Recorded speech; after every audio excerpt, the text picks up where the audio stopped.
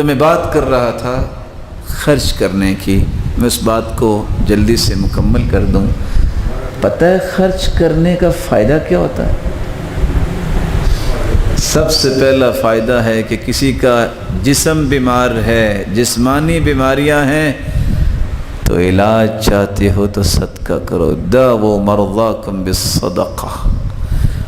ساتھی بیان کرتا ہے ماں جو ہے وہ قومے میں گئی ہوئی ہے، آفس میں ہے، کال آئی کہ جلدی سے پہنچو ہاسپٹل، جلدی سے لاک کیا، گاڑی میں بیٹھنے لگا تو ایک ٹوٹی ٹانگ والی بلی کو دیکھا، جلدی سے ایک بقالے پہ گیا، وہاں سے دودھ لیا، بلی کو دودھ پلایا، وہاں گیا، اس خوف سے گیا کہ کال آئی، یہ لگتا ہے کہ ماں اللہ کے سپرد ہوگی، لیکن وہاں جب گیا تو کمرے میں ماں نہیں ہے۔ پوچھا جی ماں کدھر؟ کہتے ہیں وہ تو دوسرے کمرے میں نعش میں منتقل ہوگی۔ کہا وہ کیسے؟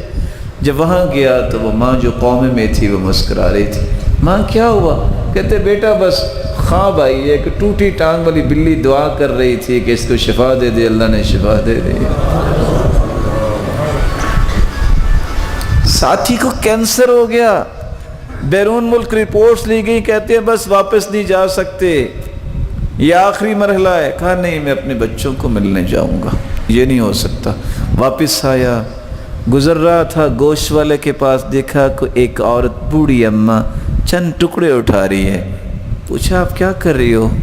میری ماں کہتی بیٹا سال کے بعد اپنے بچوں کو گوشت کھلاتی ہوں، سال گزر گیا ابھی تک گوشت نہیں کھلا سکی، تو کچھ ٹکڑے اکٹھے کر رہی ہوں، شاید کوئی بات بن جائے۔ برداشت نہیں کر سکا، اس سے کہتا ہے آج کے بعد یہ عورت آئے پیسے مجھ سے لینا، اس کو گوشت دے دینا، اب بھی ہے تو کوئی دے دے۔ کہتے اب تو ایک پاؤزہ ہے، کہا یہ دے دو۔ وہ دے کے واپس آیا، کچھ دن رہا، واپس جب پہنچا بیرون ملک، فَأَجْرَوْا لَهُ الْفَحُوصَاتِ الطِّبِّيَّةِ، جب اس کی رپورٹس میڈیکل کی گئیں تو واپس آ کے ڈاکٹر کہتے تم وہی ہو؟ کہتے جی وہی۔ کہتے کس ہاسپٹل میں رہے ہو؟ کہتے کسی بھی میں نہیں۔ دوبارہ کرواؤ، دوبارہ رپورٹیں کروائی، کہتے کینسر نام کی چیز ہی کو نہیں۔ جسمانی بیماریوں کا علاج اللہ نے صدقے میں رکھا ہے۔ اللہ عز و جلال آپ سب کو صحت والی زندگی دے۔ ہم نے ان آنکھوں سے دیکھا ہے ارض حجاز میں دوائی تو ہر بندہ ہی لیتا ہے، جب بھی کوئی مسئلہ بنے فٹ سے پہلے صدقہ کرتے ہیں، ہاسپٹل بعد میں جاتے ہیں۔ عادت بناؤ۔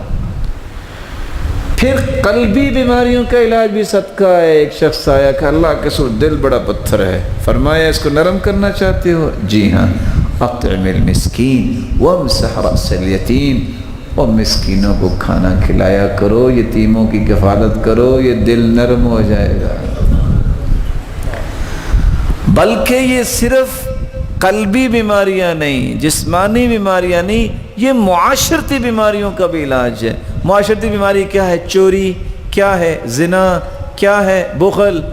حدیث میں آتا ہے ایک بندے نے کہا میں صدقہ کروں گا، صدقہ دے کے آیا، رات وہ کسی بدکار کو مل گیا، دے رہا تھا، دوسرے دن نکلا کسی چور کو دے بیٹھا، تیسرے دن نکلا کسی امیر کو دے بیٹھا۔ کہتا یا اللہ تو نے جس کو دلا دیا، میں تو تیری رضا کے لیے دیتا تھا۔ جواب ملا میرے بندے پریشان نہ ہو، اما صدقتک فقد قبلت، تیرا صدقہ تینوں راتوں کا قبول ہو گیا ہے۔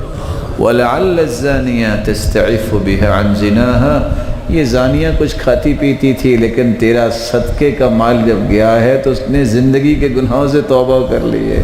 یہ چور تو تھا، چوریاں کرتا، تیرا مال جو ہے خلوص نیت کے جب اس نے کھایا تو چوریوں سے توبہ طائب ہو گیا۔ یہ بندہ تھا امیر لیکن بخیل بڑا تھا، خرچ نہیں کچھ کرتا تھا، جس دن سے تیرا مال اس نے کھایا نا وہ بھی خرچ کرنا شروع ہو گیا۔ یہ معاشرتی بیماریوں کا بھی علاج ہے۔ بلکہ رسول اللہ صلی اللہ علیہ وسلم نے فرمایا یہ معاشرے کے ہر فتنے کا علاج ہے۔ فتنۃ الرجل فی اہلہ ومالہ ونفسہ وولدہ وجارہ، بندے کی جان میں فتنہ، اولاد میں فتنہ، بیوی میں فتنہ، گھر میں فتنہ، پڑوسی میں فتنہ، مال میں فتنہ، سارے فتنے کیسے دور ہوں گے؟ یکفرھا الصیام والصلاۃ والصدقہ والامر بالمعروف والنہی عن المنکر، نماز پڑھو، روزہ رکھو، نیکی کا حکم کرو، برائی سے منع کرو، ساتھ صدقہ کرو۔ بلکہ اگر بری موت سے بچنا چاہتے ہو تو صدقہ کیا کرو۔ ان الصدقہ ان الصدقہ تطفئ الخطایا کما یطفئ الماء النار، جس طرح پانی سے آگ ختم ہو جاتی ہے، اللہ صدقے کی وجہ سے سارے گناہ معاف کر دیتا ہے۔ ساتھ یہ بھی فرمایا ان الصدقہ تطفئ غضب الرب، اللہ کے غصے کو ٹھنڈا کر دیتا ہے، وتدفع میتۃ السوء، بری موت سے صدقہ بچاتا ہے۔ اور انسان جب قبر میں چلا جاتا ہے، ان الصدقہ، صدقہ جو ہے انسان کی قبر کو ٹھنڈا کر دیتا ہے، اور جب قبر سے نکلے گا تو حدیث کہتی ہے ظل المؤمن یوم القیامت الصدقۃ، جتنا انسان نے صدقہ کیا ہوگا یہ امبریلا، یہ چھتری، یہ مظلہ بن جائے گا۔ قبر سے نکل کے ساری دنیا دھوپ میں ہوگی، کیا حالت ہوگی اس وقت، کیسی ہولناکی ہوگی۔ وہ لوگ کہتے ہیں سوا نیزے پہ سورج ہوگا، یہ شخص جو ہے اپنے صدقے کے سائے تلے جا رہا ہوگا۔ اور حدیث کہتی ہے کہ 7 ایسے خوش نصیب ہیں جن کو عرش کا سایہ نصیب ہوگا، ان میں سے ایک وہ ہے وَرَجُلٌ تَصَدَّقَ بِصَدَقَةٍ فَأَخْفَاهَا حَتَّى لَا تَعْلَمَ شِمَالُهُ مَا تُنْفِقُ يَمِينُهُ، جس نے صدقہ کیا، خفیہ صدقہ، دائیں ہاتھ سے صدقہ کیا، اس کے بائیں ہاتھ کو بھی پتہ نہیں چلا، یہ اللہ کے عرش کے سائے تلے ہوگا۔ کوئی ہے جو بتائے کھجور کتنی مہنگی ہے؟ ایک کھجور اگر خریدنی ہو تو کتنے کی آئے گی؟ میں درخت نہیں کہہ رہا، کھجور 2-3 روپے مجھے سب آپ کو بیچنی پڑیں گی پھر اتنے کی یا آپ کو منگوا کے دینی پڑے گی اس مسجد کے لیے۔ اجوا کھجور بھی آپ ایک خریدیں تو کتنی ہوگی؟ 5 روپے کی۔ لگتا ہے آپ کا کاروبار ماشاءاللہ اچھا ہے اجوا کھجور کا۔ آپ 20 روپے بھی لگا لیں۔ حدیث کہتی ہے من تصدق بعدل تمرہ، جو کھجور کے برابر صدقہ کرتا ہے۔ کس کے برابر؟ اگر اس بھائی پیارے بھائی کی بات مان لی جائے، 5 روپے کی ایک کھجور آتی ہے تو 5 روپے بھی اللہ کی راہ میں دے دیے جائیں۔ تصدق بعدل تمرہ، بس اوقات وہ 5 روپے میں ڈالتا ہوں غلے میں، کبھی میں کسی انویلپ میں ڈال کے کوئی 10-20 کا نوٹ دے دیتا ہوں، کبھی میں کسی کپڑے میں ڈال دیتا ہوں، لیکن وہ پتہ ہے جاتا کدھر ہے؟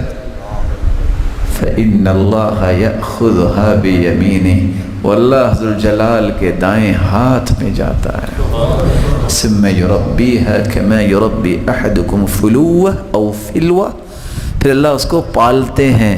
قیامت کا دن ہوگا جب نیکیوں کا وزن ہو رہا ہوگا، ایک پہاڑ چلتا چلتا آئے گا، پوچھے گا بندہ یا رب ما ھذا انا عارف اعمالی، اللہ یہ پہاڑ نیکیوں کا کہاں سے آ گیا، میں نے تو ایسا کوئی عمل نہیں کیا۔ اللہ فرمائیں گے میرے بندے کھجور جتنے صدقے کو میں نے پال پال کے نیکیوں کا پہاڑ بنا دیا۔ یہ پہاڑ کتنے کا ہے؟ آج 20 روپے کا اتنا سرما نہیں آتا، یہ نیکیوں کا پہاڑ 20 روپے میں مل رہا ہے۔ بلکہ اس کو بھی ادا کرو، کھجور اس کو بھی ادا کرو تو پھر کتنے کی آئے گی؟ اتقوا النار ولو بشق تمرہ، آگ سے بچو خواہ کھجور کا ایک ٹکڑا ہی دینا پڑے۔